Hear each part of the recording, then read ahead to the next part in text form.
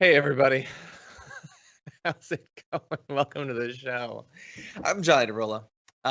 This is the Damage Report. We're in lockdown phase 2. I am in this abandoned building and broadcasting out of it. But I am very lucky today in one way and one way only, and that is that today on the show I'm joined by Michael Shure. Michael, how's it going?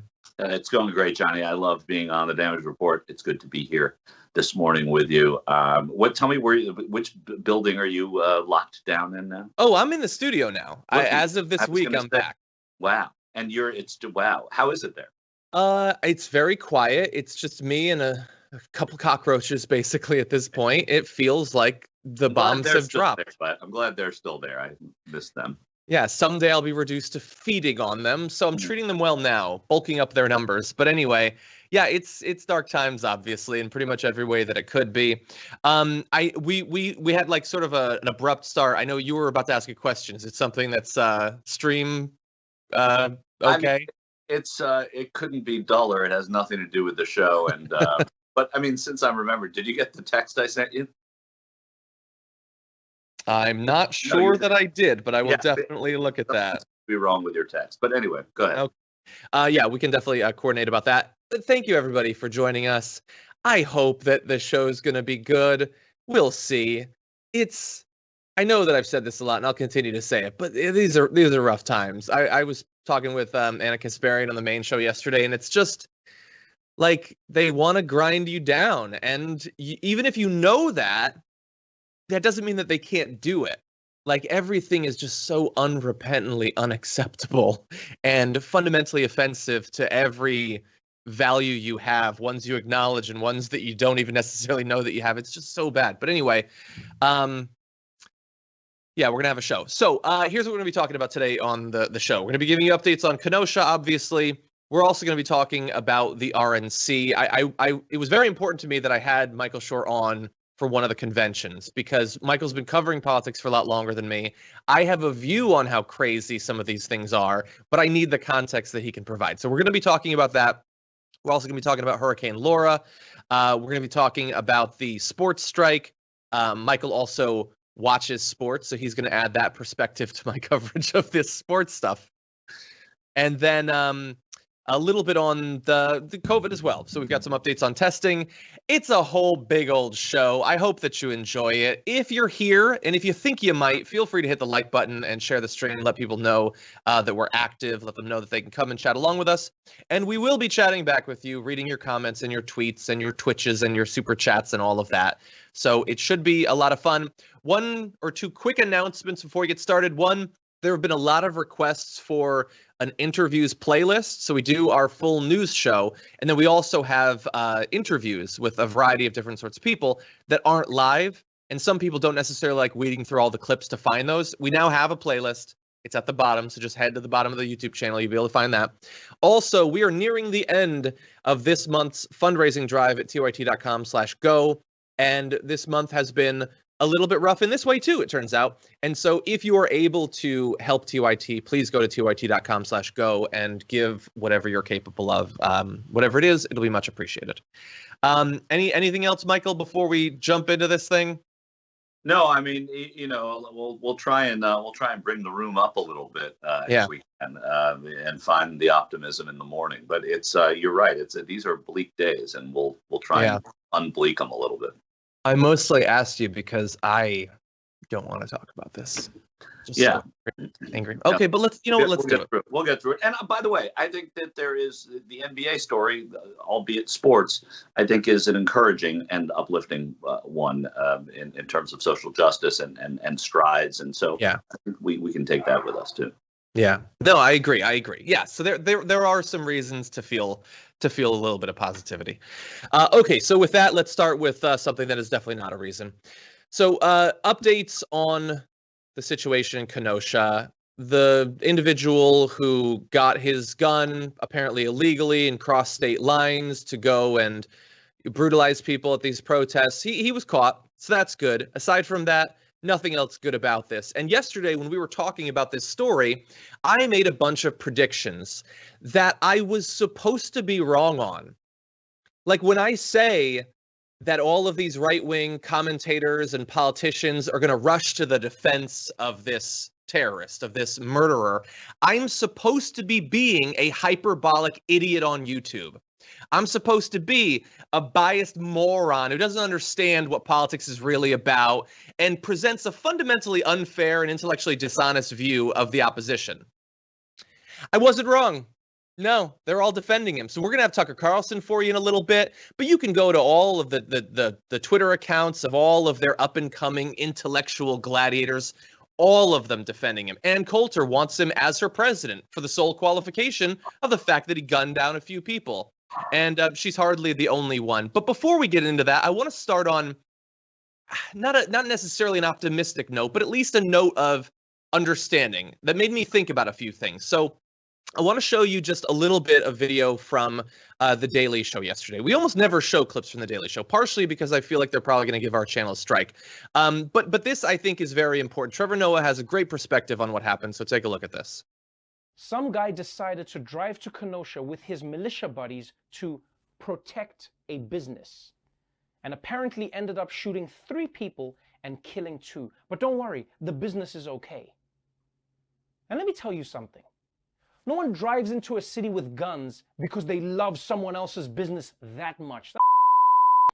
No one has ever thought, oh, it's my solemn duty to pick up a rifle and protect that TJ Maxx. They do it because they're hoping to shoot someone. That's the only reason people like him join these gangs in the first place. And yes, I said it, a gang. Enough with this militia. This isn't the Battle of Yorktown. It's a bunch of dudes threatening people with guns. So look, what he said about the fact that that's why they go, it's basically what we said, and I think he's 100% right. But I liked his point about the militia too, because that is a term that is thrown around. Even like our videos yesterday about this use the term militia. But what does that actually, like in the modern context, what does it actually mean? So I Googled it, and there are 3 definitions for militia. 1, a militia force that is raised from the civil population to supplement a regular army in an emergency. That's not what these are. That's what they might have been 250 years ago. That's not the function that they serve. The 3rd definition is all able-bodied civilians eligible by law for military service. That's clearly not what any of the people involved in this mean by that, which leaves just the 2nd definition, a military force that engages in rebel or terrorist activities in opposition to a regular army. Now, I'm sure for the vast majority of guys who, do militia cosplay and they go in the woods with their AR-15, they have no interest in engaging in any sort of rebel or terrorist activities or anything like that. But it certainly does seem to be the best fitting definition of what we saw in Kenosha. And at the end of the day, it is just a term that's gang that get together around their love of guns and then talk about how potentially the government needs to be overthrown, and they can go into places like this, like they're doing in Portland, and brutalize people with aluminum bats and fireworks, or maybe they go to Kenosha and they gun people down. How is that not a gang? I get it, they're white. Other than that, feels like that's a more fitting descriptive term than militia. This isn't the 1780s anymore. We got to update our vernacular. Yeah, and also it goes to when a white person does something. It's a lone wolf. It's somebody who is different than the black person or the Muslim person who might do it. There's always an excuse and an explanation of why this white person went awry. Well, that's exactly what calling this a militia does too. It sort of does the same thing as lone wolf does. This is a gang. This is and this is a murderer. That's the other side of it. This is somebody who, as Trevor Noah said, as I'm sure you have talked about, crossed state lines with an AR-15 and killed 2 people. To me, all that is a murderer. That is a stone cold killer for whatever his reasons. He wasn't protecting his own property, his own family, his own life. He was going in there and he murdered 2 people. So To me, it doesn't matter what you call a militia or gang. The guy's a murderer. Exactly. Yeah. And that seems incredibly clear. I mean, we got more details on what actually happened throughout yesterday, but that was not enough to stop what we knew was coming. And so I want to give you one of the what should be shocking, but of course is not, examples of the right defending this guy. So Tucker Carlson did his show last night and talked about that individual. Normally in these situations, I would play you the video, but I just can't do it. I can't sit and listen to his smarmy voice and look at his smug, stupid, fascist face. I just can't do it. So I'm going to read it because it's important. What's that? I said, bravo. It's good. Thank you. I can't look at. They showed me his face. Come on, guys. Anyway, people know who he is. That's all. People know who he is. No, I get it's the director's obligation to put a B-roll. I totally get it. So here's what he said. At one point, the 17-year-old who has now been charged tried to run from the mob. He tripped and fell in the middle of the street. A man ran up and smashed him in the head with a skateboarder. The 17-year-old then fired his gun. Let's leave that up for one sec. This was not 2 nights ago that Tucker Carlson said this. This wasn't 8 a.m. yesterday that he said it. He said it late last night. And look at that sentence. The beginning of the sentence is, at one point. Mm-hmm. Begs the question, which point exactly? Because we knew hours and hours before Tucker Carlson took to his stage to do that. At what point? Oh, the point where he was running from the first murder he'd committed. He's on tape having shot someone in the head as other people try to provide emergency assistance to the person he'd murdered. He runs away and on tape says, I just killed somebody.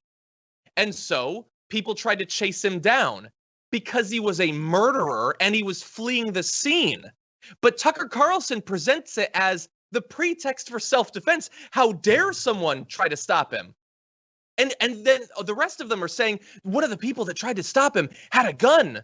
Yeah, but that's the good guy with the gun. He saw a murder and he tried to stop the murderer. You've been talking about you people have been talking about the good guy with the gun for as long as there's been an argument about whether to arm people, right? You get a bad guy with a gun. That's an NRA mantra. So here you had it. You had the good guy with the gun. Yeah, you had the good guy with the gun, or you had, you know how like whenever there's a school shooter or someone hijacks a plane or a train and people swarm them and try to stop them? Sorry, when white people do that, it's a good thing? In this case, no. If you try to stop the murderer, that justifies whatever he does. Whatever he does. So I anticipate the next time some ISIS sympathizer drives into a crowd, after the initial hit, if people try to drag him out of there, Tucker Carlson apparently believes that he gets to slam on the gas again and drive out, because how dare they stop him? He's only defending himself at that point. And people like Steven Crowder are like, he surrendered himself to the police. That's why, unlike Jacob Blake, he wasn't shot 7 times. That's an interesting read on the situation where, to evade justice for the murder he just committed, he flees the scene, murdering more people along the way, then flees across state lines until, thankfully, because of social media pressure, he's identified and tracked down. For the right, he is still a hero.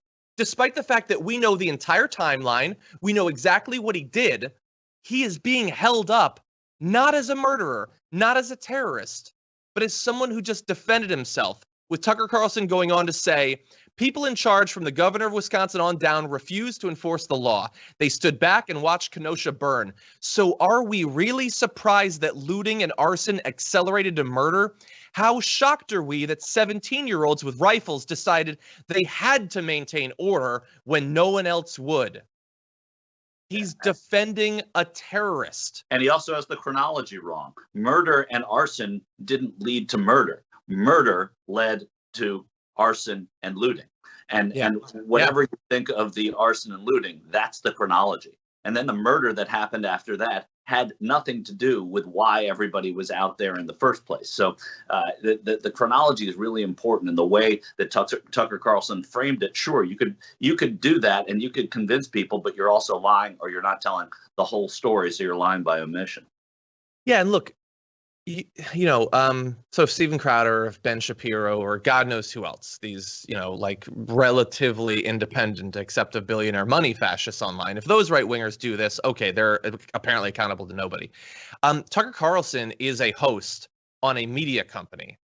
And he, in the immediate aftermath of this terrorist going to this place to shoot people and murdering multiple people, he defended it and in fact said, what else was he to do? No one else would maintain order, so he had to, pitching murderers as order. And is Tucker Carlson in trouble for this? Is he suspended? What other, in the immediate aftermath of what other terror attack can you make excuses for the terrorist? And it's just, it was his Wednesday broadcast. Right. What are you gonna do? It's I don't know, and look, but look at his bosses. They also own the New York Post. The New York Post today showing pictures of this murderer beforehand, washing graffiti off of a wall like he's a good Samaritan. So they're right behind him. This company knows what they're peddling, and that peddling brings them to Tucker Carlson, who has a coveted slot in their evening lineup and gets to do this with free reign. So this is something they embrace. This is something they look at as good. Yeah, I'm glad that you brought up that New York Post thing. Actually, can we bring up the comparison that David Hogg and a lot of other people noted as well? But yeah, with Kyle Rittenhouse, it's that he was clearing graffiti. But with Jacob Blake, it's, he deserved it because there was a knife in his car. And they do it every time. AR-15 is fine, but a knife. Yeah. Oh God, if only Kyle Rittenhouse had a knife in his car, then the police surely would have stepped in and done something. Right. And they do it every time. Doesn't it just kill you to have to show a graphic like that? Because you knew that was going to happen.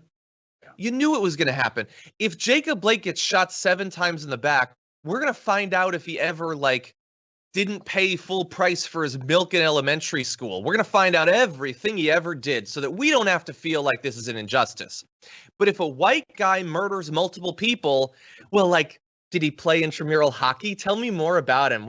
How normal of a kid was he? I want to find out more about him. And they do it every single damn time. All right. You've gone too far when you're mocking intramural hockey. I don't have a problem with the hockey. I know you know that, and you know that I was going to come out. That's true. To defend, but the point you're making is true, and it sounds hokey and it sounds like a way we never were maybe, but I do believe that there was a time where everybody could see what happened to Blake in Kenosha. And everybody, regardless of party, would be sickened. And everybody would just be heartbroken what happened to that community. And many people, not just the people who are activists, but many people would be able to sympathize with their frustration taken to the streets over this thing. And now it's us and them. It's us and them, us and them constantly. This is a shared American tragedy, and it's not anymore. And that's that's really the most disheartening thing about this. And the Kenosha sheriff, who in the immediate aftermath of this was like, hey, I'm not blaming them, but these protesters were out after curfew. So that's the police chief. He might have been the police chief, John. I apologize. I might be wrong. I believe it was the same individual that now a 2018 speech is coming to light where he was saying that shoplifters should be shut up in massive warehouse style prisons and never see the light of day again because they're human garbage. Maybe I'm wrong. Maybe there's multiple people in law enforcement in Kenosha that are absolute trash. I don't find that all that surprising. But if you believe that there's definitely going to be justice, I mean, you've come to the wrong country. You think that he doesn't have a chance of getting off on self-defense, even though he's clearly broken multiple laws and getting that gun illegally and carrying it across state lines? You think that if he doesn't get the right jury, that he's not going to get off or get a very light sentence? We'll see. I want to be surprised. You know what? I was supposed to be being hyperbolic yesterday, and it turned out I wasn't. I hope today's the day. I want to be an idiotic blowhard, but this country is such a parody of itself that I can't be anymore. And let me just say one other thing. So here's the frustrating thing. Also, they're doing Portland-style kidnappings in unmarked cars in Kenosha as of yesterday. So that's cool. That's exciting. We give them all the weapons of war from Iraq, and for some reason they're driving around in Kia minivans and abducting people off the street. That's cool. Here's the thing that's ultimately frustrating about the right-wing reaction to this is we should be able to agree on one thing. It is not okay to murder other Americans, but we have not agreed on that. And so we're in a place now where one half of the political system, whether it's every individual or not, the default position of one half of it is they now support effectively child soldiers getting radicalized by right-wing propaganda and then going and gunning down ethnic minorities because they know they're going to be lauded as heroes by the ruling regime. That's the terminology we would use in any other country around the world, so I'm choosing to use it here. I defy you to say one aspect of that that's untrue. And they support it.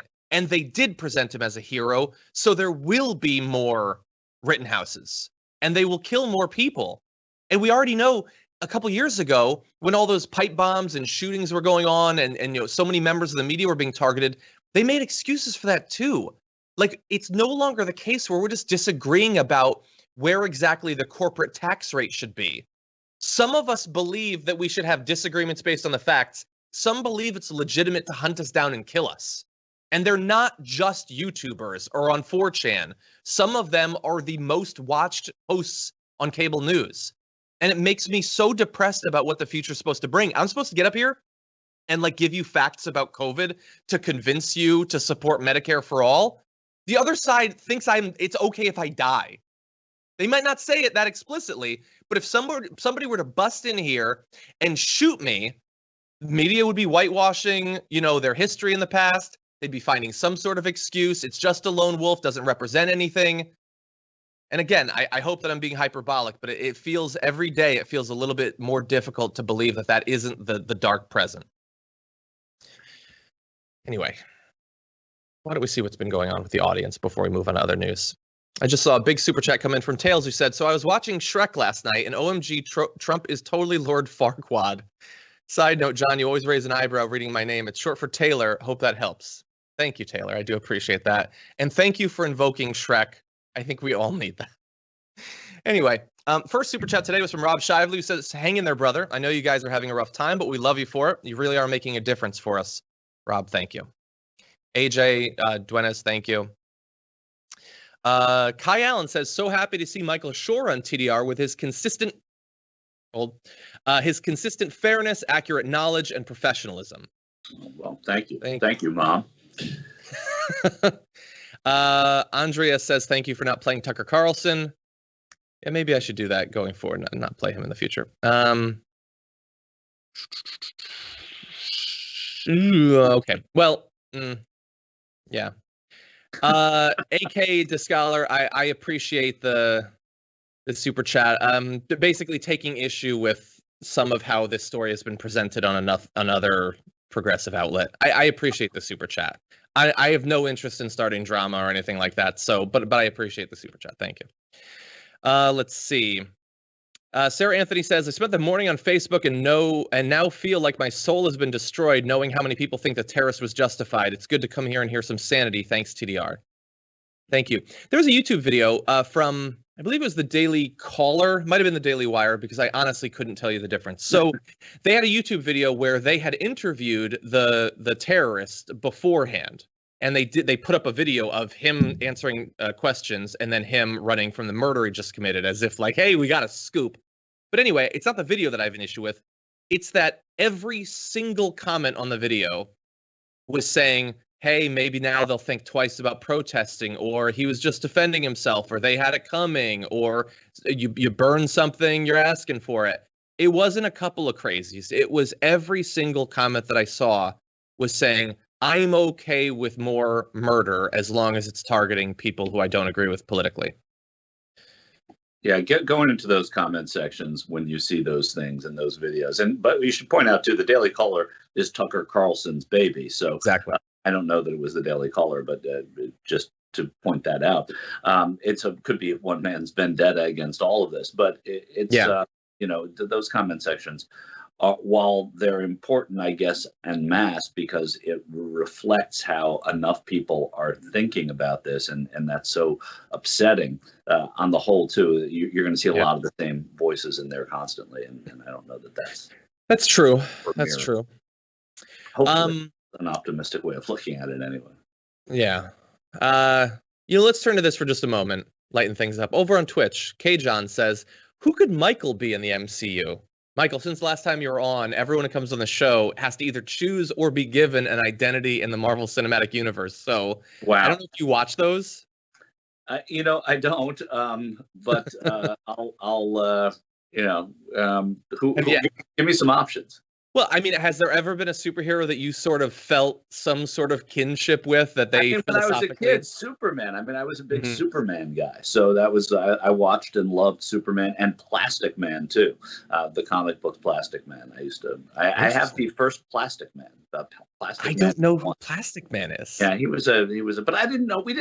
I guess people did. I was not attached to a brand. It was not DC or Marvel or anything. It was Superman. Well, Superman was DC, but and I think Plastic Man was Marvel. But I'll take your proxy, and you can make me whoever you want. I mean, if you want from Superman, the newspaper editor, I like him. Yeah, that's good too. No one's called Superman, so I mean, have at it. And I'll take it. Although he's not Marvel, he's DC. That's okay. We have a big tent.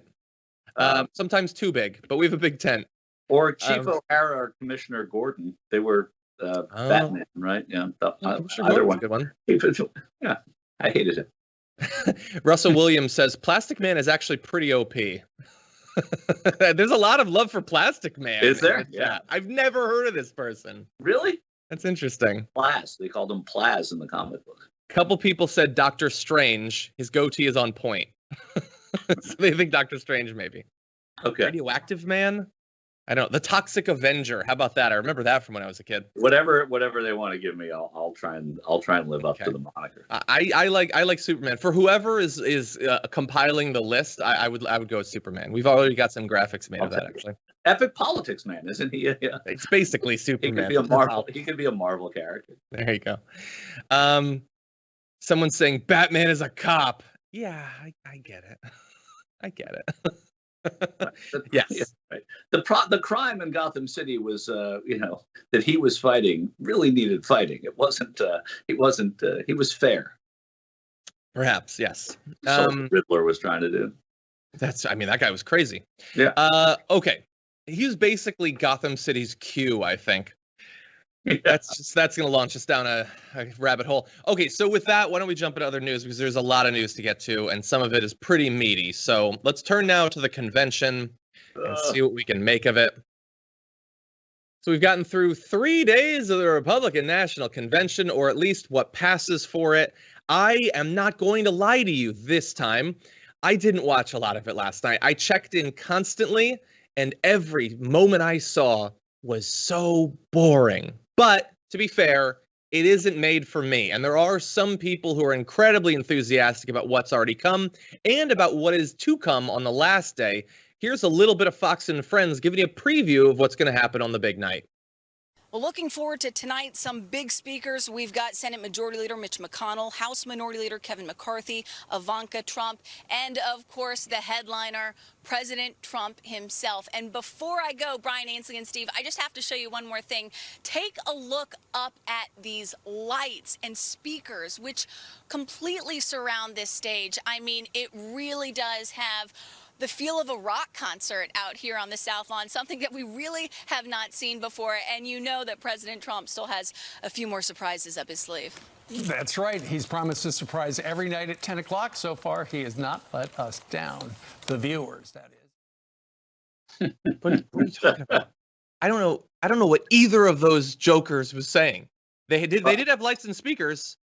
Yeah. Yeah, they're gonna have. I got some lights. I got a mic. I don't understand it. You can just feel the energy, John. Exactly. And I like how Steve Ducey there. It's like, oh wait, not we. I mean the viewer. I'm speaking on behalf of the viewer. It's not for us. No, that's not right. Nothing to do with us. We're not excited about it. He hasn't that's a great delivered on anything to us. What was you've been watching, I assume, every night, right? I have. Yeah, I watched last night more than I watched some of the other nights too. It's difficult to watch, but. It is, especially because I think Mike Pence is still going.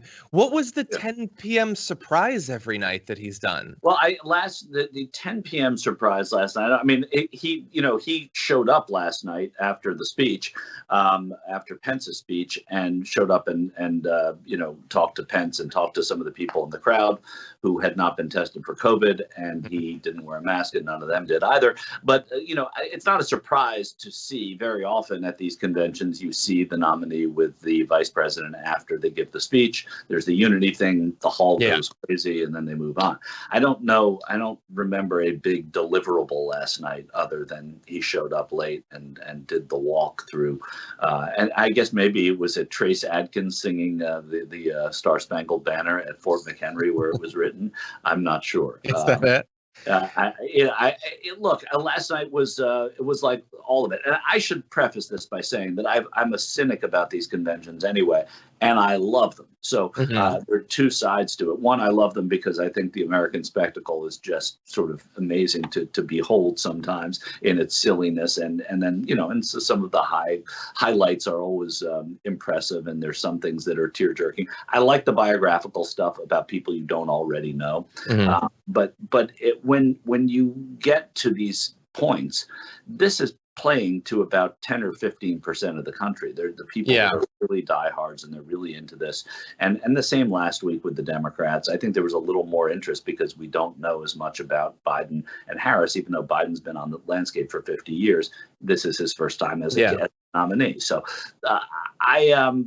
but again, so last night was exactly what you'd expect. A lot of flags, a lot of white people, a lot of talking about an agenda that would scare you into voting for the other person in this race. That's definitely they delivered on that. Yeah, they have. And so I saw in that little preview of what was coming tonight, they have Jeff Van Drew on the most important night. Oh my God. Right. Let's see. You got Ben Carson. That's great. Mitch McConnell is going to give, he's just going to tear the house down. And Mitch McConnell and Ben Carson as a 1-2 speech punch is about as easy a way of getting you to turn on the TV or turn to a different channel and not watch basketball. The nap is yet to come with those two. But anyway, there were some other big Trump supporters that probably would have been speaking tonight, but unfortunately they trusted him on COVID, and so they've tragically passed away. The big surprise tonight will be who in that big crowd of people who aren't going to be tested for COVID and won't be wearing masks will catch coronavirus and eventually regrettably die. That's the surprise. We won't know for a little while, but it's going to happen because of these crowds they've been doing. They've literally, and I'm not making this up, they have only tested the people that were sitting around Donald Trump. The rest is the Wild West. Yeah, so that's people backstage were tested, and the Secret Service, you'll notice, were not wearing masks last night either, which I found curious too, because they've been wearing them all along, and that's not a decision. The president can't tell them not to wear masks. I guess he can tell Homeland Security to tell them not to, but it's an otherworldly experience. And they were talking so much about COVID on the first night, and then on the second night, it was as if they cured COVID and it was over and it was past. And then last night, in talking about law and order, that we should talk too about. There's a comparison to Kenosha and last night when Mike Pence pointed out the widow of Dave Underwood, the police officer in Oakland, who was killed at a riot earlier this year in the wake of the George Floyd murder. He was shot and killed there, but he was shot and killed by a right-wing extremist, part of the Boogaloo movement, which I don't really believe is a movement, but whatever it is. And that was not pointed out. There was zero context. They honored his memory, and they said, we're always going to be with him. And it was all about boosting up law enforcement. This was a Blue Lives Matter speech that was given by the president. Yeah, it must have just slipped his mind that it was actually a right-winger that killed him while he's talking about chaos in the streets and all of that. Weird, he must have forgotten that. Let me ask you a question, though, because you tweeted something a couple days ago that I thought was just perfect. And it was something to the effect of, these speeches aren't bad considering they were taped in January. You said something like that, because obviously nothing of what's going on in America has been accurately reflected. Some of it hasn't even been mentioned. I mean, the speeches yesterday, despite how constantly they would, attack Biden saying he can't make it through anything, they were virtually all pre-taped. And so they didn't comment on any of the massive events that were going on yesterday. But indeed, even in a larger sense, all the comments about COVID have all been in the past. We've moved past it. The economy is doing great, which obviously that isn't what the experience of what most Americans is. I get that they're not going to focus on what's going wrong. But is this going to play? Like, for people who are watching they're out there. They're worried for their families. They're worried about their jobs or their businesses. and it feels like an alternate reality that's being broadcast to them. You've seen a lot of these. Is this going to work? Yeah, first of all, yes. I mean, to an extent, it works with the people it needs to work with. I guess it's a multi-layered question. It does feel as if they pushed the pause button 6 months ago, and nothing that happened in the last 6 months matters to what they're trying to portray here. And that was really the fall of both the economy, confidence in the president, business, jobs, everything went south. And it went south because of the virus, and it stayed south because of how they responded to the virus. That said, I think that this election is different than many of the others that I've covered, because I feel as if there is a decided electorate and there's very little wiggle room in the middle. It's about getting, for the Democrats, it's about getting young black men to vote. It's about getting the very progressive voters who call themselves Democrats out to vote for someone who they don't necessarily love. And for the Republicans, they have to rally their base, but they seem so base focused that I think they're shooting themselves in the foot by not going after some of the voters who left the Democratic Party and voted for them last time, or were inactive and voted for them last time. I don't understand their policy. They won the White House. They're there, so they know something that I don't. But I just don't this time understand their strategy, not policy, in trying to get reelected. This whole week was, in a sense, an opportunity for them to talk about chaos, and that the chaos is happening in Democratic cities and Democratic states. By and large, even though that has nothing to do with anything, right? It's about policing and it's about other factors. But this is an opportunity that they've blown by pretending that none of it's happening, in a sense. Yeah. And just going to the police and saying, oh, Blue Lives Matter, the police, the frontline workers, they love a first responder in that Republican Party. And they had them there last night. They created the term first responders in the wake of 9/11. So I think this whole idea that this is going to matter a lot is false. I don't think the Democrat. Going into these two conventions, I thought there was one speech that mattered over all the 8 days. That was the speech that Senator Sanders was going to make. He made the speech. He seemed much more enthusiastic than he did 4 years ago about supporting the ticket. He then, a few nights later, was in that sort of survivor game with Cory Booker and the other candidates, which I liked. I like that. Yeah, I thought not just because I liked it as Michael. I liked it because I think it's a good thing to do for a party to show that everybody's kind of on the same page here. We've got to get rid of this guy, and that worked. Yeah. But that's the only thing that I think is going to move the dial at all. I don't think anything that anybody else said. Maybe that Biden seemed strong, but I've seen him give so many good speeches. I wasn't surprised about that. So I thought you had said that you thought it was among his best. I did. Yeah, I did think. I think it was the best. I think I said it was the finest speech I'd ever seen him give, and it wasn't sort of momentary hyperbole. I really do think it was a great speech, and I didn't have the bar low for him. I think, but fortunately for him, the bar was low. Joe Biden gives, he can give good speeches. I don't think he's a great debater. I don't think that he is necessarily a great interview. He does a disingenuous laugh that he's done forever. I know he's a good guy. People like Joe Biden. That's not the issue here. And he doesn't have to sell that in a way that doesn't come across as necessarily real. But he is a good guy. And he gave a good speech. But I don't even think that speech matters, John. I think what matters is the fact that the Democrats want to try and get unity, and they wanted to try and attract other voters through ways that are discomfiting to a lot of Democrats. But I think maybe made a little sense. We'll see.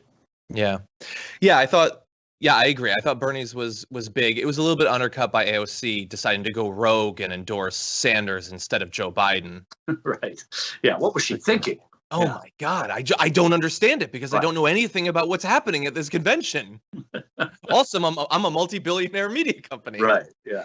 Anyway. Okay. So lots of other news to get to. We're going to touch base with the audience really fast. Let's see. There's a lot of good ones. Grindylow says, hello, John and Michael. New to TDR, TYT, and politics. What a time to start. How do you keep positive in these dark times? It's difficult at work to write frivolous books about Christmas cookies when the world is collapsing. I mean, Grindylow, arguably we need those books about Christmas cookies. I was going to say, I stay positive. I stay positive by reading books about Christmas cookies. At the very least, eating them for the rest of the year. Michael, really quick, how do you stay positive? I mean, I guess I'm somewhat optimistic by nature, but I think that I stay positive by the fact that things keep happening in response to these events that make me stay positive. And we're going to be talking about the NBA boycott. We're going to be talking about, so the response that I see to injustice kind of overrides the injustice. And I think that, I was friends with Julian Bond, who was a leader in the civil rights movement. And he always used to talk about what a good time the civil rights movement was. Meaning they had fun. They had a cause, and they were pushing it, and they were getting pushed aside at every turn, but they enjoyed the mission that they were on. And to an extent, I think that's where the positivity draws. And I always forget that. I'll never forget that about what Bond said to me about that. That's good. I am, as I've said several times on the show, I am in the middle of writing a fantasy novel set in a world with no humans, just animals. So that's one way you can do it. Okay. Let's see. There was a lot of input about you as a superhero. Saren said Doctor Strange is a good choice. I like it. But he's really like sarcastic and cynical, and that's the opposite of what Michael is. Well, I'm sarcastic, but not cynical. Yeah, that's true. Wayne Sugihara says, with the power of Elastic Man and intellect, I think Michael is Reed Richards. That's interesting. Fantastic Four. Hema LeBlanc says, first ever super chat to say that Michael is Hank McCoy, a.k.a. Beast to a T. Yeah, I can see Beast. Man, I'm really Googling like crazy after this. You don't know Beast? He's an X-Man. He's an X-Man. I know Beast, of course. He lies. The POC says Plastic Man is perfect. He was a scientific genius who understood the world in a way that others could not and was flexible, using his ability to save life. That's good. That's plastic. Okay. I'll take Plastic Man. Let's see. Merlin Ford says, my first super chat ever. I can see that this tears you apart. I feel you. Thanks for your empathy and authenticity. Keep it up. You help us all to cope with this madness. Thank you. I really do appreciate that. That's nice. Okay. Mats Gunnarsson says, keep it up from Sweden. Hope the nightmare ends in November. Same. Thank you, Sweden. It's funny how it's everybody's. It's not funny, I guess, but it's so interesting what you hear from abroad when you hear from abroad. And I know you do a lot because of TYT and its reach, but I also do from reporters I know overseas and people who cover stuff internationally. The way we are seen and how everybody in the world is looking at November, not just a lot of this country. Exactly. Yeah. Quiz me on what the upcoming international elections are and what date they are. But people do care about us. They do. Finally, Franklin Sharpslicer says, let's see. Remind landlords ready to evict who's going to rent it, the wealthy, that's sick. Be a good steward and give them a break. Embrace the karma for goodness sake. Peace out. Don't shout. But if you do, flush it out. Thank you, Franklin. That's good. Franklin does bring a good reminder, though, that all that we're talking about, and we're still not talking about a relief bill that has not been accomplished, even in an emergent way, since it expired. And people are getting evicted now, and people are not able to make ends meet. And all that money that was in the economy, even in an artificial way for several months there, is not in the economy anymore. And this is really, really serious. That's true. Yeah, that's such a failure. The government the number of just abject failures the U.S. government to do the bare minimum to protect its citizens and even to protect the economy, which is generally the thing it cares about more. It's been a very pathetic year in that regard. And yet Mitch McConnell is speaking on the same night as the president, and this is the man who, more than anybody, is standing in the way of anything like that coming out of Washington. It's not the Democratic House. It really isn't. Yeah. Okay, let's jump into other news. And thank God that Michael is here, or if not Michael, Emma. It would be a mess if not for that. We are experiencing a massive strike in professional sports in the U.S., and it began when the NBA postponed playoff games on Wednesday night after the Milwaukee Bucks refused to play in their matchup to show solidarity with Jacob Blake. We want to show you a bit of the statement that was released yesterday by players from the Milwaukee Bucks. The past 4 months have shed a light on the ongoing racial injustices facing our African-American community. Citizens around the country have used their voices and platforms to speak out against these wrongdoings. Over the last few days in our home state of Wisconsin, we've seen the horrendous video of Jacob Blake being shot in the back 7 times by a police officer in Kenosha, and the additional shooting of protesters. Despite the overwhelming plea for change, there has been no action, so our focus today cannot be on basketball. When we take the court and represent Milwaukee and Wisconsin, we are expected to play at a high level, give maximum effort, and hold each other accountable. We hold ourselves to that standard, and in this moment, we are demanding the same from lawmakers and law enforcement. We are calling for justice for Jacob Blake and demand the officers be held accountable. For this to occur, it is imperative for the Wisconsin State Legislature to reconvene after months of inaction and take up meaningful measures to address issues of police accountability, brutality, and criminal justice reform. We encourage all citizens to educate themselves, take peaceful and responsible action, and remember to vote on November 3rd on behalf of the Milwaukee Bucks.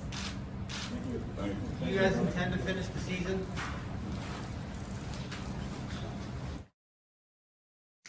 I love that, obviously. I love that they didn't answer questions. And so, look, it started there. It spread rapidly. The strike is now spread beyond the NBA to the WNBA, the MLB, Major League Soccer, and tennis as well. You know, and that's as of when I'm producing this. I don't know exactly where it's going to be as of right now.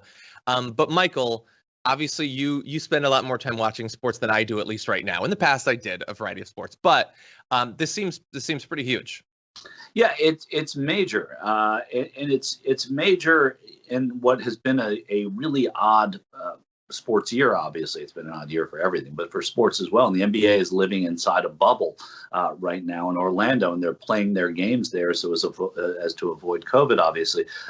But that they're all under one roof essentially, and doing this sort of unanimity is so important, and that it's spread to baseball too is important. Baseball is, the Major League Baseball is a tight old boys network there, and this is not the kind of move that they would generally make or endorse. Ownership wouldn't do that, and that to me says more about what's going on than what happened in the NBA. Though of course it's a lot more, it gets more of a highlight. It's the Milwaukee Bucks. They're from the town so close to Kenosha. The Brewers, the baseball team, also didn't play. And I heard one commentator today, someone I actually know, saying that they think it's a big risk for the NBA to do this. They just want to alienate all their Republican fans, which was about as tone deaf a thing as I can imagine, because it shouldn't be about, this isn't a Republican or a Democrat thing, right? You should have Republicans who say, I understand what you're doing. I understand the frustration. It's not really sort of an idealist thing for me to say that. I don't know why these sorts of things don't galvanize people. Not everybody, but galvanize some people to say, I understand it. You did hear them say that you got to get out and vote on November 3rd. They didn't say how you have to vote, although I think it was probably implicit because of the climate, and maybe that turned some people off. But I just, this is too important. Social justice has to trump fun and games here, and I think that the NBA is realizing that, and it's very, very important. And it's important too because Black role models in America often, and white role models too, but especially in the NBA, it has been the dream of so many African American young men to make it to the NBA. When they see the people that they idolize most speak up and for things that they care about, then it has that much more importance. Yeah, and of course, when they do speak up, they get told to shut up and dribble because they're just athletes. They're not supposed to be concerned about politics. We don't care what these athletes think about politics, except if it's Herschel Walker. If it's Herschel Walker, then it's important. We want to know what's going on. Right. But anyway, and Walker hasn't played professional sports in like 25 years also.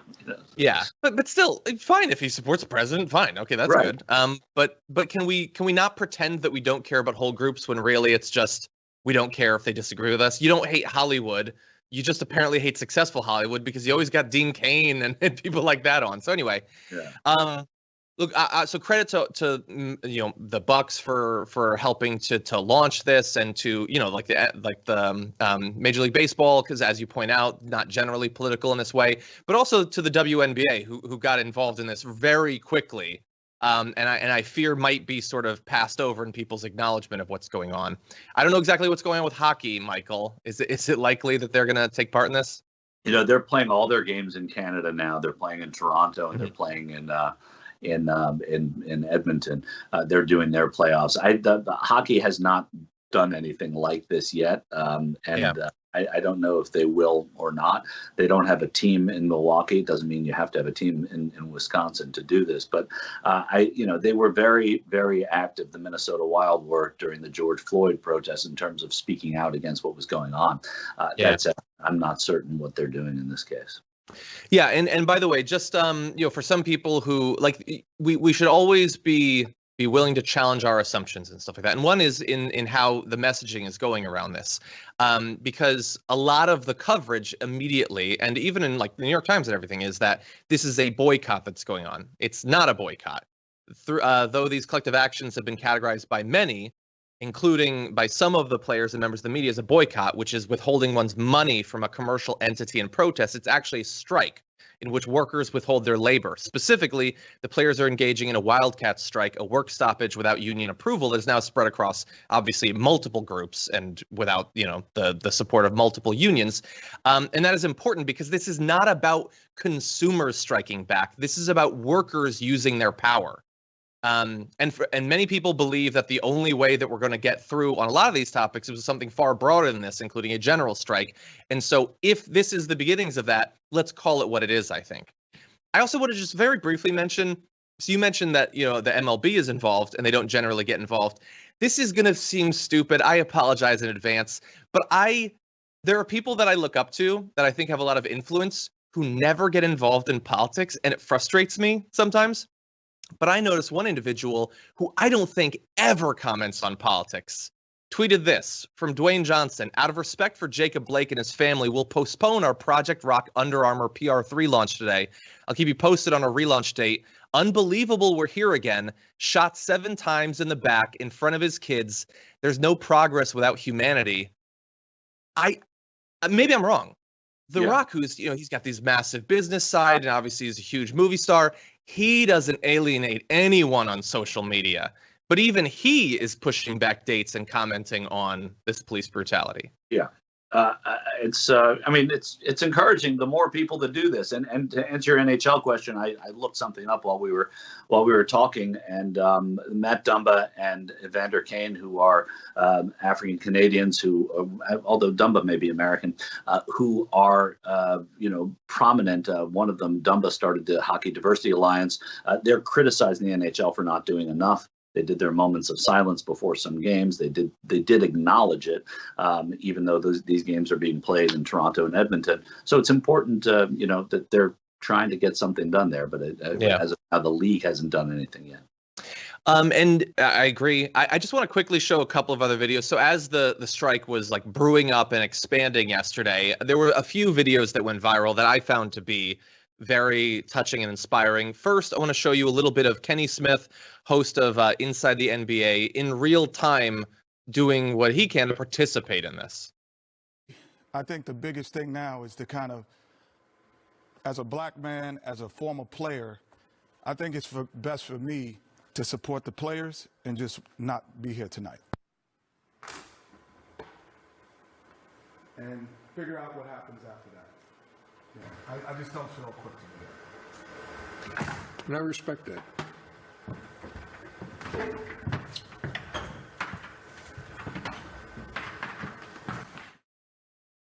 And so he walked off. And obviously the question of what exactly the role or position or stance of media should be during these sorts of events is obviously complex, and I respect multiple different viewpoints, even if I don't hold them. Like, some people say you should participate. Some people say, but you got to cover it so that people know about it. I know that's always sort of complex, Michael. But I respect what he did. People take different roles in media too. Kenny Smith is a former player, is a former coach. He is an African American. He's a lot of the reason why these players aren't playing. I think for Kenny Smith to do that is different than if a play-by-play announcer does it, or I do think it has to be reported, and I think it's okay to stay in that booth and report it. But I also think absolutely that you have to respect what Kenny Smith did, and I think it's important too because that moment has really captivated a lot of people. Yeah, and I loved. We can't show the entire thing, but this video of Chris Webber talking about what's going on, I found to be really inspiring. I have young nephews that I've had to talk to about death before they've even seen it in a movie.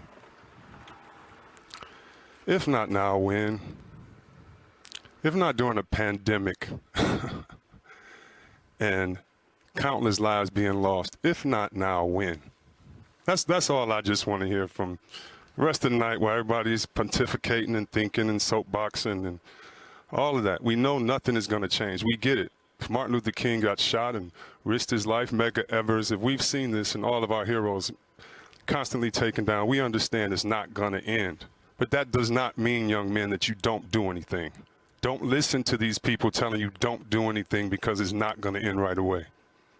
You are starting something for the next generation and the next generation to take over. Do you have to be smart? Yes. Do you have to make sure that you have a plan? Yes. Do you have to be articulate about that plan? Yes. All of those things. But that's what you're going to do. They're professionals. They know how to be the best of themselves. And so I applaud it. I applaud it because it is the young people. It is the young people leading the way. And I applaud them. Yeah, I love that. And he makes the point about, that there's obviously a lot of people that don't understand, like kids who look up to it. He talked about when he was a kid looking up to athletes. He doesn't understand where they're not playing, but they have power, but the power is based on what they do and what society wants out of them. Withholding it, and again, not in a boycott, in a strike, that might be something that can help it break through. Because even though we're in the middle of the biggest sustained social movement of my lifetime, the regime doesn't care.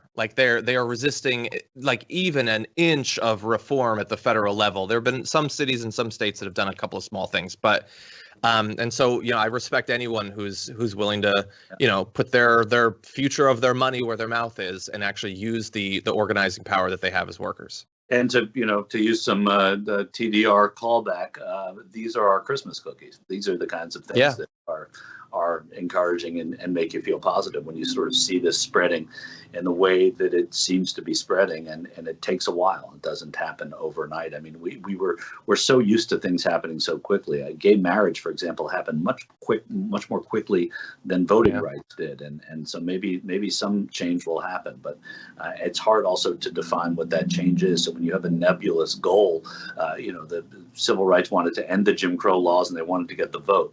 Gay rights wanted to get the marriage, and of course there are other parts of that are included, but those were really tangible goals. This tangible goal needs to be more adequately defined for people, but it's there, and the people who are fighting for it know it. And with that, why don't we touch base with the audience? We got a couple more stories we're going to get to the director. Just a heads up, our D block, we're going to have to push that off till tomorrow. We don't have much time, and I want to make sure that we get to E. So if we could queue up our stuff for the testing, we're going to turn to that in just a couple of minutes. I'll be damned sent us in a super chat saying, I did the math on Trump's UI extension. At current claims, it has funds for 8 weeks. Please spread the word so people do not come to expect it lasting through the end of 2020. Yeah, and look, that gets to what Michael was saying earlier, that the government just decided, there was a headline 3 months ago or 4 months ago, and it was Mitch McConnell doesn't seem to have much of an appetite for more stimulus. And I just felt, what a perfect way to describe that it really just gets up to, it's his gut feeling. He doesn't think it's needed. It's 100% needed, but it's apparently just not coming. And they're just going to take vacations until after the election. It's amazing, too, that that we're in a place where that kind of help from the government to people who really need it is thought of as not politically expedient in some way. That's a depressing thought. Yeah. Not even they're in a re-election bid, but they didn't feel like it was even pragmatically important to stop people from dying of a virus and losing everything and being evicted. They decided, no, we'll be okay. And I saw in a recent poll, I think it was maybe the CBS News one, it was 80% of the Republicans who lost their jobs during the pandemic support Trump's pandemic response. Even the people who've been he has so successfully inoculated his base from ever changing their mind based on anything, including financial ruin for themselves. Okay, let's see. Christopher Moore says, I effing love you. Thanks for getting up and doing the show. I know it's hard. We all appreciate you. Thank you. Appreciate that. Sean asked, how do you feel about the 17-year-old kid shooting 3 people in another state and the cops treating him like a hero? So we talked about that at the beginning of the show. And that's all I have to say about that, honestly. So let's see. Over on Twitch, I Am Soccer suggests Ant-Man for Michael. There's a lot of Beast love. That sounds bad, but you know what I mean. Yeah. Let's see. Mr. Fantastic or Figure Beast? so. Exactly. Okay, Bart says, John, please ask this question to Michael if you can. Okay, I will. Michael, I have a better question than an MCU question. You're a fan of the rock band Genesis. If you were a member of Genesis, who would you be? I think I would be the keyboardist Tony Banks. I'm not sure.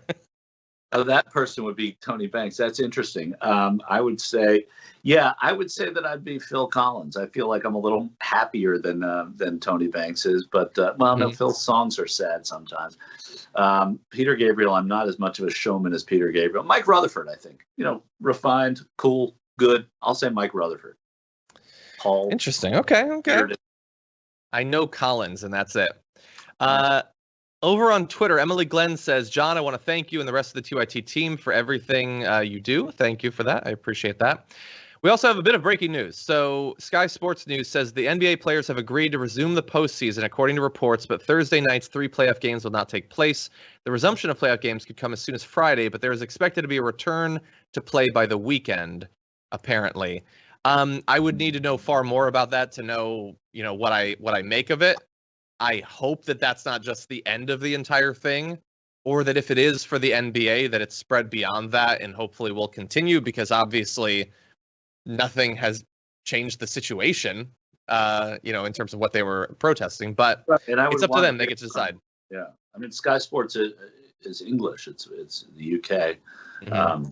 It's interesting that they would have that scoop, or maybe that's just one outlet that he'd find it. But yeah, I'd love to know how that happened and if it happened. Yeah, interesting. Okay, with that, let's jump into other news. Nice. So back at his rally in Tulsa that Donald Trump had a few months ago, he made a lot of news with his comment about testing, where he began to very publicly push for a change in the way America tests. Here is that from back in June. When you do testing to that extent, you're going to find more people. You're going to find more cases. So I said to my people, slow the testing down, please. They test and they test. We got tests that people don't know what's going on. We got tests. We got another one over here. Okay, so that was the president joking in his weird, I'm a kind of a Barker way. We're in a pandemic and we don't need tests. And his audience is like, yeah, that's funny. Less testing during the pandemic that's killing more than 1,000 people a day. But we took that seriously, and we were wrong to, obviously. We have Trump derangement syndrome. Why do we take everything he says so seriously? It's just him having fun after all. And we were assured the next day by Kayleigh McEnany that we were taking it too seriously, and he would never actually do that. Here is what she said back on June 22nd. Has the president actually directed officials to slow down the rate of coronavirus testing? No, he has not directed that. And in fact, I would note that first, we continue to test about 500,000 per day, about 500,000 people per day. When he said Saturday that he told his people to slow it down, what did he mean by that? The president was trying to expose what the media oftentimes does, is they ignore the fact that the United States has more cases because we have more testing. We are leading the world in testing, and he was pointing that out, that it's a fact that the media readily ignores. What he's saying that he told his people to slow down testing is not true? It was a comment that he made in jest. Okay, so she, Donald Trump's thing, we have more cases because we have more testing, is one of the dumbest things I've ever heard in my life. But Kayleigh McEnany gets paid to imply that he is both telling the truth and not a complete moron. So she told the same thing. And as I said, we should have listened at the time, because obviously they're not going to actually change their approach to testing. Oh, wait, they did. The Centers for Disease Control and Prevention has modified its official guidelines and no longer recommends that those who've been exposed to the virus but currently lack symptoms get a test. Now, importantly, they did not do this because new research has shown that those who are asymptomatic can't spread the virus. They still can. So why did they make that change? Well, first reports of the change were filled with comments from incredulous experts whose assessments included that it was bizarre and very strange. It's going to make things worse. And it took about a day before CNN reported that the change, quote, came this week as a result of pressure from the upper ranks of the Trump administration, with the New York Times adding one official said the directive came from the top down. Another said the guidelines were not written by the CDC, but were forced down. So months after we freaked out unnecessarily about something that he said, they are changing the approach to testing. It did come from pressure from the White House. So, and that's, this is following a month or two ago when they changed the hospital reporting guidelines. They've been doing everything they can behind the scenes, not to fix the situation, but to fix the reporting on the situation. Right. And this seems like the worst example of that. And today, Robert Redfield came out and said that they're going to walk it back slightly. They're saying obviously that that testing may be considered now for all close contacts of confirmed or probable COVID-19 patients. Testing may be considered. And Anthony Fauci, who when it was released was under anesthesia himself, came out and said that it's just ludicrous, basically, and I'm paraphrasing, to think that that we should be spreading the notion that asymptomatic spread doesn't occur, because it definitely does. It definitely does. I mean, we've seen it a ton. How many kids have come down with COVID now as a result of going back to school and all that in a very short period of time? I'm glad that they've walked it back. I assume it's probably in the same way that the post office walked back the big changes that are crippling our ability to do mail-in voting. They're going to try to get some of the pressure off of them until we get closer to the election, basically. The idea is that they want to make it look like things are improving in the month leading up to the election. This is one way that you artificially might be able to do that. Right. Listen, that's what they're it's clear where the direction came from. Let's get these numbers down. Let's not test enough. Let's look better going into this election. And it's clear that some scientists have the ear of the CDC now, and they're trying to come back with it a little bit. And so I want to bring up something I almost did earlier. So in terms of the messaging around the pandemic, they're not changing their policy. The Trump administration hasn't announced anything for literally months that I think has a chance of actually cutting down on the number of cases.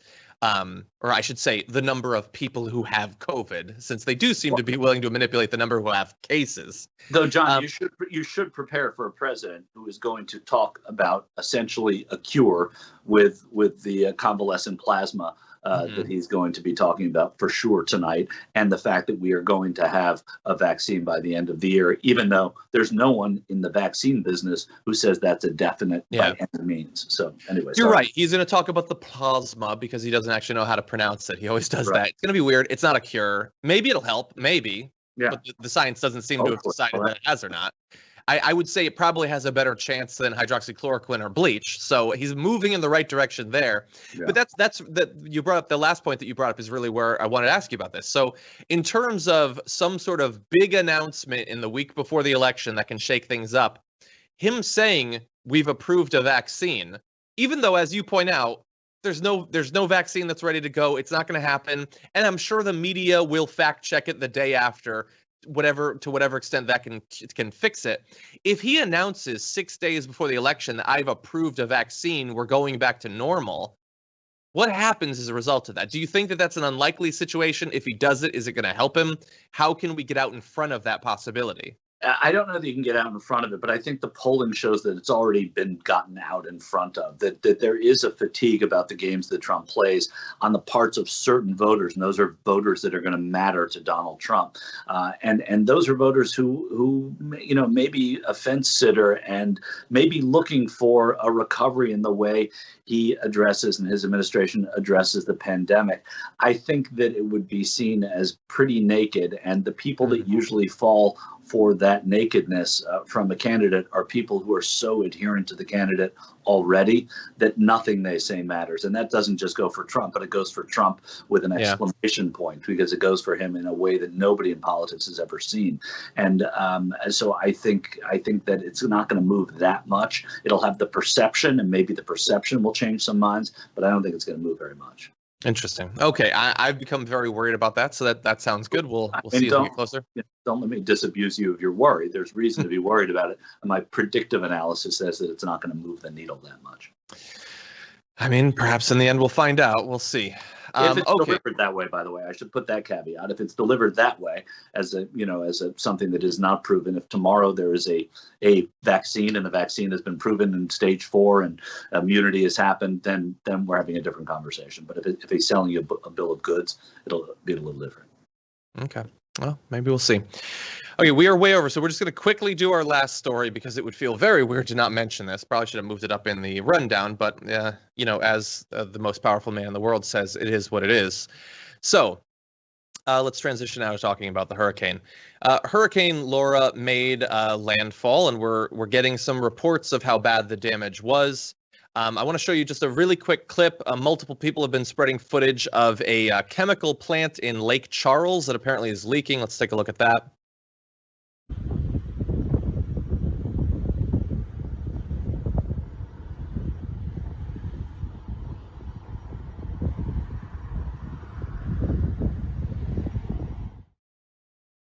Obviously scary in the fact that in many parts along the coast you have chemical plants, you have oil infrastructure, you have nuclear power plants.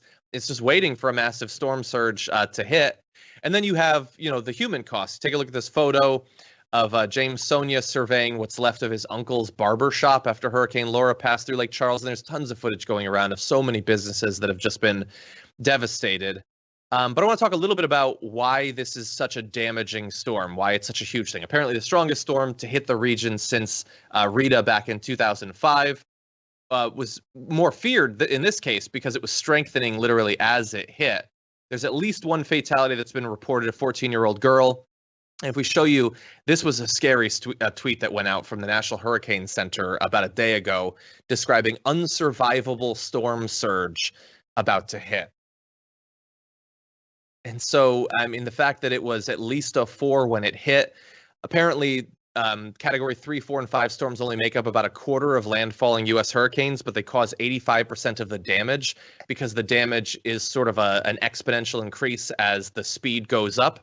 And to give you an idea of what that's like, a Category 1 hurricane with winds of 75 miles per hour compared to a storm like Laura, which has winds about twice as fast at landfall.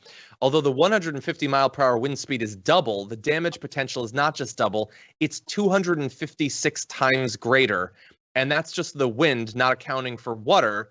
A cubic yard of water weighs about 1,700 pounds. And so the storm surge is obviously very scary. Michael, I know that during the morning, you were taking a look at some of this damage that's been rolling in. What are your thoughts so far about what we've seen? I covered my first hurricane last year was Hurricane Dorian, and I was there covering it. And I am fascinated by these things. And you pretty much said it all, John.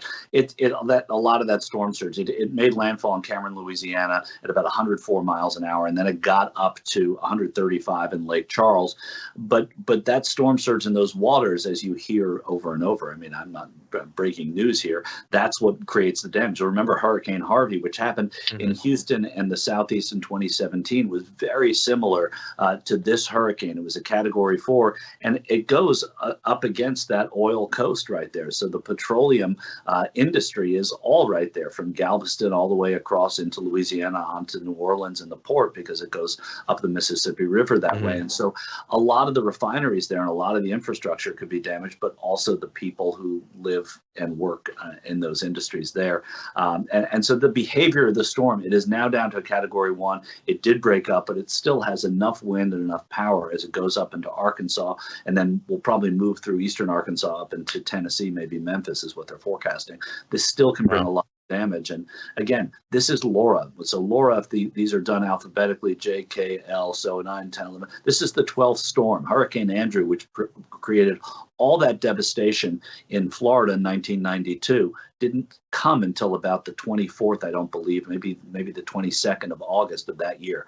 And that was the first storm. That was Andrew. We're seeing these storms earlier and more powerfully coming out of the warm waters of the Gulf now than we've ever seen them before. Yeah, you're 100% right. And I want to give people just a little bit more data about that. A 2013 study found a substantial and observable increase in the proportion of Category 4 and 5 storms since 1975, about a 25% to 30% increase per 1 degree Celsius of global warming. This spring, NOAA released a study led by longtime hurricane researcher Jim Cosson showing that the chance of a hurricane strengthening to major hurricane status has increased 8% per decade, 30% over the past 40 years. So we're getting more storms, we're getting far more strong storms, and those are the storms, as we described, that do so much damage. We'll see as we find out more about what Laura did, but it's not going to be the last storm to hit. Now we're talking about having multiple hurricanes hitting at the same time. These are, in a very real sense, apocalyptic times. And again, we're still having to convince people that this is a serious thing that we need to do something about. Right. And last night at the Republican convention, you had Richard Grenell lauding the withdrawal from the Paris Accords. So exactly, there are two different points of view on this. As people are waiting for this thing to hit and worried they'll lose everything. Wow. Michael, as always, thank you for joining us. Really appreciate it. Good luck tonight viewing the RNC. Hopefully the Beast will be there. The Beast will be there. The Beast, maybe in a Superman costume. We're not really sure. We might mix things up. Plastic man costume. Exactly. Is it plastic? I don't know. Does he wear latex? I don't know how that works. He becomes plastic. He doesn't wear latex, but his arm can go to Cleveland if it needs to. Awesome. Well, again, thank you, and have a good one. You too. And let me just catch up a little bit before we close for the day. Tom Zawacki over on Twitter at #TDR Live says, we got to know this from John Iadarola. If you were a board game, which board game would you be? Oh, man, that's a tough one. Oh, man. I feel like, how can you answer this without, in a weird way, bragging about yourself? I don't know. Terraforming Mars? I'm really interested in exploring space, maybe? I don't know. Gloomhaven, because I change over time the more you play me? I don't know. I'm feeling uncomfortable, and I'm sure much of the audience is, but it's a good question. Thank you. On Twitter as well, Issa says, she put a photo of her cat, says she wants to star in your book. Thank you. I need more cast members. Oh, Maytel, that's a very cute puppy. Thank you, everyone, for sending dogs and cats. An adorable corgi there from Nikki B. Thank you. Joan, that is a very cute little furry creature. Thank you for that. Okay, and to the super chats, NBC Patriot says, as a U.S. citizen living in Canada, I can only look on in horror at this descent into a totalitarian hellscape. Vote early, everyone. I will. You have to. Like, again, I don't tell people what to do. You can do what you want to do. I'm going to do what I do. I will say, there's no January that doesn't come with a fight. We get that. But there are fights and there are fights. That's what I'm going to say. I'll leave it at that.